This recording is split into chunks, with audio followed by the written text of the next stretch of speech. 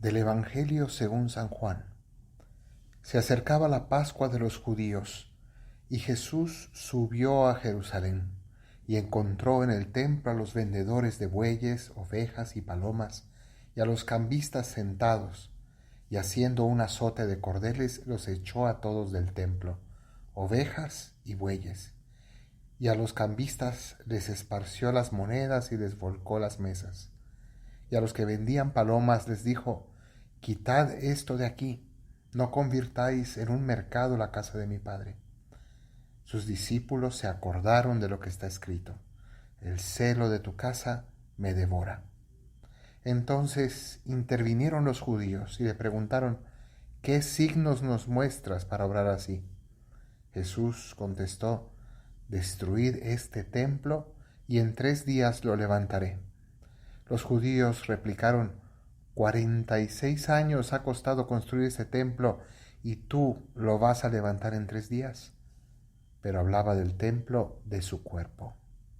Y cuando resucitó de entre los muertos, los discípulos se acordaron de lo que había dicho y dieron fe a la Escritura y a la palabra que había dicho Jesús. Mientras estaba en Jerusalén por las fiestas de Pascua, muchos creyeron en su nombre, viendo los signos que hacía, pero Jesús no se confiaba con ellos, porque los conocía a todos y no necesitaba el testimonio de nadie sobre un hombre, porque él sabía lo que hay dentro de cada hombre.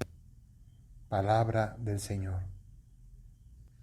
Este famoso pasaje de la Escritura nos llama la atención. Jesús, que purifica el templo de Jerusalén, encuentra a los vendedores, pero ya no afuera del templo, sino que se habían metido a los recintos de oración, a las partes sagradas, y estaban comerciando. Uno puede decir, sí, era un servicio necesario para los sacrificios, ofrecían un servicio de venta de animales para que los peregrinos pudieran comprarlos allí en el templo, pero en realidad se habían metido más allá de lo debido y habían convertido el lugar que tenía que ser de oración en un mercado con gritos, con todo tipo de ruido y dispersiones. Y en definitiva Jesús, con gran celo, saca a estos vendedores con fuerza, incluso con ira, santa ira, porque la ira es mala cuando es injustificada, pero cuando hay razones proporcionadas, como es el caso de defender las cosas sagradas ante un abuso, pues sin duda que es proporcionada y es santa. Pues bien, en este caso Jesús purifica el templo, pero vamos a ver que hay otras purificaciones que Jesús quiere hacer. Y un templo que Jesús siempre quiere purificar es su propia iglesia, la Iglesia Católica. Hemos presenciado en los últimos años cómo Dios ha permitido que salgan a la luz tantas cosas indebidas, penosísimas, vergonzosas, que Dios mismo quiere purificar. La Iglesia Católica ahora y siempre ha tenido y tendrá que seguir purificándose.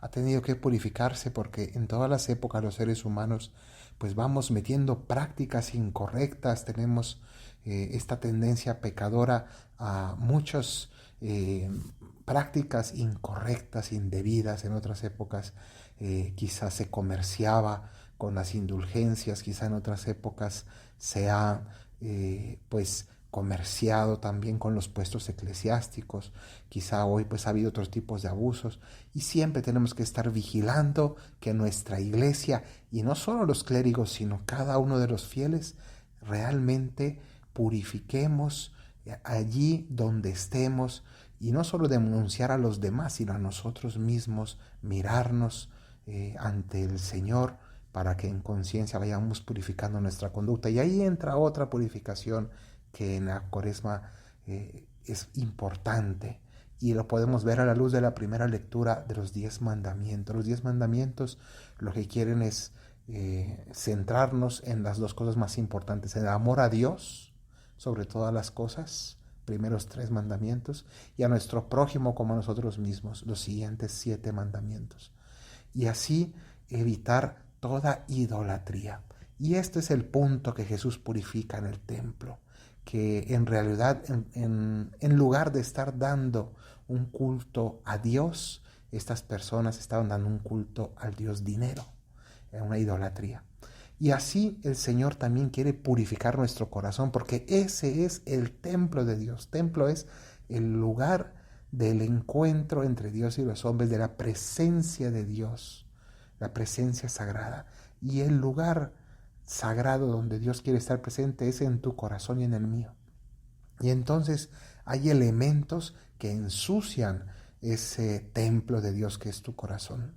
Hay ciertas aficiones, ciertos afectos desordenados, hay ciertos vicios, ciertos pecados, ciertas costumbres que no son de Dios y ensucian el templo de Dios.